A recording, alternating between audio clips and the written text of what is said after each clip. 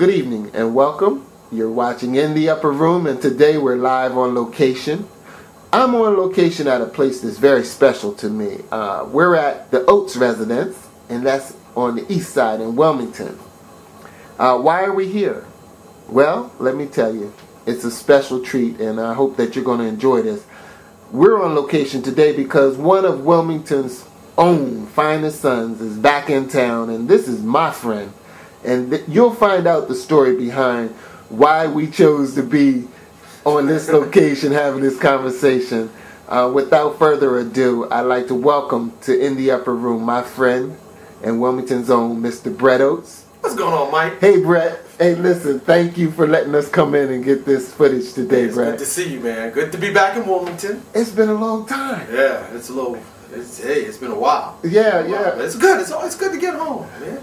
You know, Brett, I listen to people and I run into folks all the time, and your name always comes up, and they say, "Where's They were Brett?" dead when I got there. Remember that. I didn't have anything to do with it. Yeah, it wasn't that kind of inquiry. An indictment is not a conviction. Now that sounds like a political. That's a bit of political savvy right there. Listen, Brett. Speaking of political savviness and things of that nature, let's go this route. Let's talk about something. I understand you were in the political arena, and to a point. Mm-hmm. Did you want to talk about your work in Birmingham with the mayor's office, or where should we start? Yeah, man. Well, that comes after all my TV career. Absolutely. Stuff. I was the director of public information for the mayor of Birmingham. At the time, it was Bernard Kincaid. Okay. So I handled all of the PR, dealing with the public, dealing with all of the rigmarole of, just the mayor's office, and, right. The general public. So that was my job. So very interesting, I tell you. Yeah, Brett, I was following your career back then because I'm very proud of you, man. I would read the press releases and when different things would happen because it's online. Yeah. We talk about this technology, but your work was in so many different areas. I saw that you would work closely with the police department in preparing statements and things of that nature, as well as the mayor directly. Mm-hmm. I like to recount conversations. Like earlier this afternoon, you and I were talking about how you got started. And you work in the media. First of all, let's talk about your education. Mm-hmm.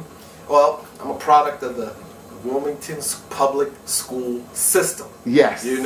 Drew School right here on the west side, Pyle School, Warner Junior High School, and Howard High School. Hey! So, Howard Career Center, class of 1982. Yeah, you're going to get a lot of applause for that. It's a tradition, in our family. My parents, yes. Class of 53. Right. I'm class of 82, and my nephew just graduated, class of 10.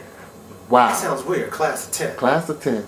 Yeah. Man, that's a legacy, though. Yeah. Howard High School, man. That for a lot of people here in the city, it's a tremendous privilege to even be a part of that kind of history. Yeah. Particularly here on the east side, all the people that have come out of Howard. Right. I got a great education. Yes. Out of there, not only out of just Howard, but out of the Wilmington school system. All right. As a whole. Yes. I had great teachers. You and I were in class, 5th grade together. Yes, we were. Like Mr. Thompson. Yes. Mr. Dean, we're talking about over at Pyle School. That's right. Mr. Pritchard. Hey. Over at Bancroft. Yes. Mr. Pritchard cracked the whip. My dad, John Oates over there at Warner. Yes. Mr. Carmichael, principal over there. Yes. Man, we had great. At that time, we had great influences on us, particularly a lot of, not only just female, but a lot of male influences at the educational level, mm-hmm. who, I don't think that a lot of them even realize the influence that they have had on, myself, you, and a lot of us who are walking around here today. Yeah. That's awesome, and that's poignant. I talk about that all the time because Mr. Pritchard has his segment on In the Upper Room called On the Road with Doc Pritchard, and we talk about how the administrators, principals, teachers, all, you know, cared and really worked with you. Yeah, you had, you know, during that time, you had guys who were, you know, when we were coming through, it was right at the end of the Vietnam War. I remember guys with the big fros, you know, and I used to, like, those are some cool looking guys. Right, you know? right. You know, so we had male influences who were male. They were men. Right. You know, and they taught you how to be men. They talked to you like young men. For real. They didn't mess around with you. You That's know, right. but they gave you lessons. You know, they took you under your wing. They showed you things. Right. They showed you right and wrong. You know, what is proper. You know, what men do. Right. You know, a lot of people will say, you know, well, you know, that's not politically correct. It is politically correct because, you know, I applaud women for what they've done. Yeah. But, you know, we had a lot of male influences. Men can only be taught by another man. I heard that. How to be a man. How Just to like be a woman's going to be taught by another woman how to be a woman. That's you know, right. A real woman. Yeah. You know, so that goes both ways. And we had guys, you know, that we came up with, you know, that were influencing guys on the east side, the west side, that came into contact with a lot of these teachers, you know, you know, particularly like in the Kappa League that we used to play in. We're talking like 1972. Yeah. You know, right. That we're playing over there at the Kappa League with Mr. Pritchard, you know, my father, and a lot of the Kappas who would come over there and coach. And they also had, remember in the Kappa League at that time over at Bancroft, they had a lot of younger guys who were coaches. Exactly. And, you know, it helped them to work with the younger guys. The younger guys, they got a chance to work with grown men.